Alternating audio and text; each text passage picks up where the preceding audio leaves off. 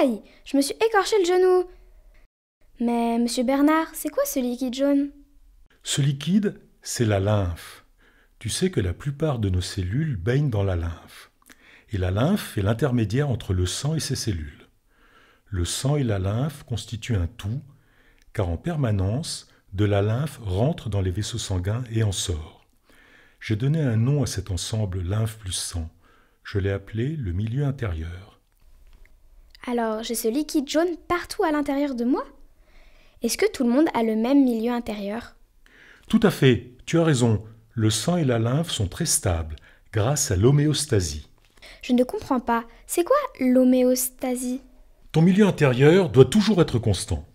Par exemple, si tu as chaud ou si tu as froid, ton corps, lui, gardera toujours une température stable. C'est pareil pour les manchots. Ils maintiennent leur température corporelle à 39 degrés. Cela leur permet d'avoir une activité malgré le froid glacial et les importantes variations de température de leur environnement. De la même façon, la composition de ton sang et de ta lymphe ne varie pas malgré les variations du milieu extérieur.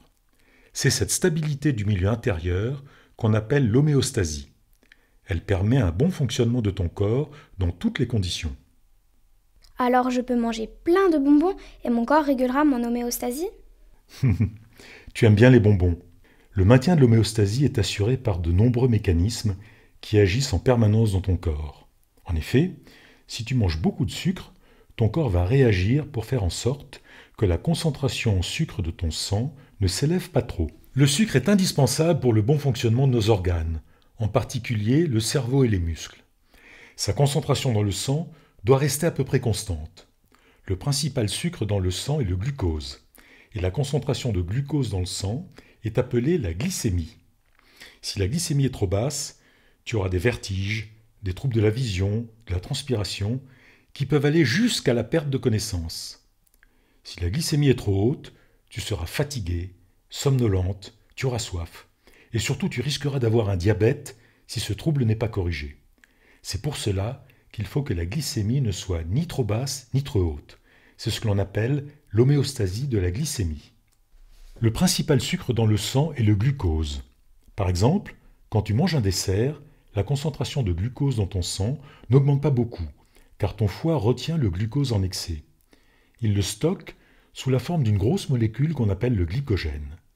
Cette réserve de glycogène te sera bien utile entre les repas, surtout si tu es amené à faire des efforts. Moi, au petit déjeuner, je ne mange pas. Et j'ai quand même de l'énergie jusqu'à 10 heures. Comment ça se fait? Dans ces conditions, ton foie découpe les molécules de glycogène en petites molécules de sucre. Elles passent dans ton sang et vont alimenter tes muscles et ton cerveau.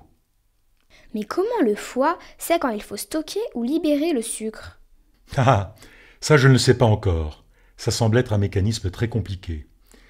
Mais je suis certain qu'on trouvera un jour l'explication.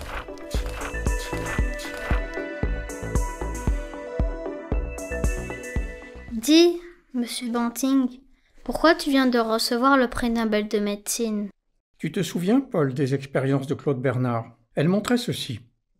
Quand il y a trop de sucre dans le sang, du glucose en particulier, le foie le stocke sous forme de glycogène. Au contraire, quand il n'y en a pas assez, il libère du glucose dans le sang à partir de son stock de glycogène. Mais on ne savait pas comment cela était contrôlé.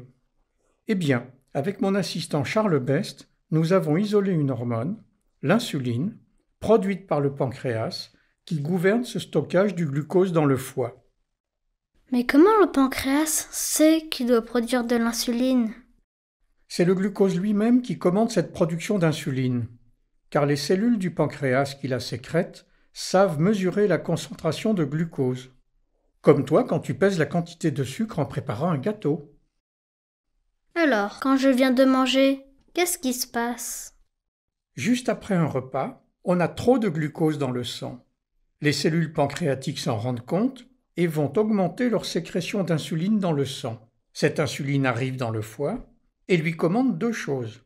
D'une part, augmenter son stockage du glucose sanguin sous forme de glycogène, et d'autre part, freiner sa production de glucose à partir de ses réserves de glycogène. Et si je n'ai pas mangé depuis longtemps? Est-ce qu'il reste assez de glucose dans mon sang? C'est le phénomène inverse. Au fur et à mesure que tu digères, de moins en moins de glucose sort de l'intestin.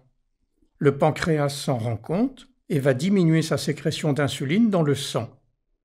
Comme la quantité d'insuline qui arrive dans le foie diminue, le stockage de glycogène à partir du glucose est diminué. En même temps, la production de glucose à partir du glycogène est activée. Ainsi, le sang est plus riche en glucose à la sortie du foie qu'à son entrée, et sa concentration de glucose est toujours de 1 g par litre. Alors, si je comprends bien, la concentration du glucose dans tout mon sang est constante et égale à 1 g par litre? Tu as tout à fait raison. Le foie ajuste en permanence la concentration de glucose dans le sang à 1 g par litre. Cela est possible grâce à la sécrétion d'insuline, et c'est ce mécanisme qu'on appelle homéostasie de la glycémie. Waouh, merci Monsieur Banting pour ces explications.